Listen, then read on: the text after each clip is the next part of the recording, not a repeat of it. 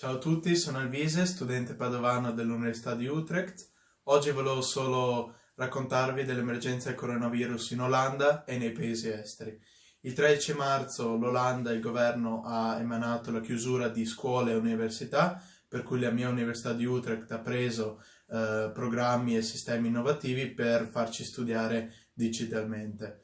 Ho poi considerato il fatto di ritornare in Italia perché vivendo in uno studentato di 500 studenti mi sono accorto dell'alta presenza di persone che viaggiano per lavoro e per studio, per cui ho considerato una potenziale presenza del coronavirus.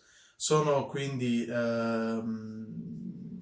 tornato in Italia, però ho riscontrato alcuni problemi perché il weekend il governo olandese ha chiuso bar, ristoranti e zone pubbliche, ha cancellato tutti i voli diretti per l'Italia e da lunedì ha chiuso i confini.